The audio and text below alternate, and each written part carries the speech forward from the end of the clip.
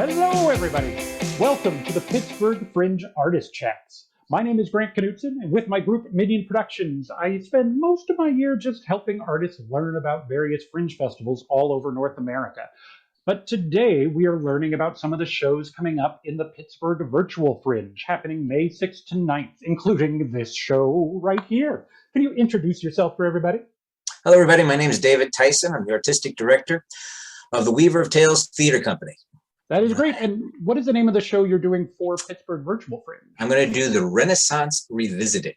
Nice. That is great. Now, I've been giving everybody the chance to do just an elevator pitch for us. And that's just, like you're at the festival in person and walking up and down, flyering a line, trying desperately to get everybody to come in, buy a ticket so you can afford a beer and a sandwich the next day. So like 30 seconds or less. So if you were walking along the line trying to convince me to see your show, what would you say? I would say a fool travels back in time to see how the past can illuminate the future. This is a comedy drama combined with fast-paced theatrical elements like mask, movement, and mayhem. Come one, come all. The show is about to begin. Nice. That's great. You've got it all set up. And I had noticed on your marketing, you actually do write yours out like a pitch, which is great. Now, this is not a new show, though. It's not premiering at the Pittsburgh Fringe, correct? No, it is not.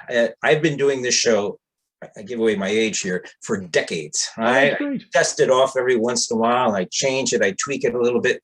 Now, what is new this year, Grant, is that I'm trying to put it into this virtual field, right? To try to make it this way. And I think I've got something that's going to be pretty cool. At least I hope it is. That's great. Yeah. So what do you feel like is going to make it really different here? You're so used to doing it in an intimate performance space. You're used to doing it for a live crowd. How do you feel this is going to be different? I find in some ways it gives me a chance to delve deeper into some of the characters that I'm playing. And there's something about looking in the camera, you feel like you're even closer. It's like more of a one-on-one experience. And I think that might be interesting too. Yeah, well, that's a great way to look at it. Yeah. Yeah. That's very cool. Well, I'm glad, usually if I ask somebody something like that, what you hear is, well, it's going to be really difficult because of X, Y, or Z. And I totally get that. And they're not wrong. But I do love that when I asked that, your first thing was a positive difference about, I think if I do it this way, it'll really help with X. So I feel more hopeful for it. I'm hopeful for everybody because I've been watching a year of virtual shows and I think they are wonderful. But the fact that you started off with, I think it'll help me do this, is just great. Grant, you know what it reminds me of? It reminds me of the 1950s live television. Yes. Right? Live television. Something about that element. And just like they were learning how to make it work, I think we're learning to do the same thing, right? We're trying to figure out how to make the platform work. And it's got its pros, it's got its cons. And like anything in the arts, it kind of, if you listen to it, it gives you information. If you fight against it, you're just going to be pushing that boulder uphill and you're going to be losing. Yes, but if you can start to figure out how this game works, I think you can have more fun with it.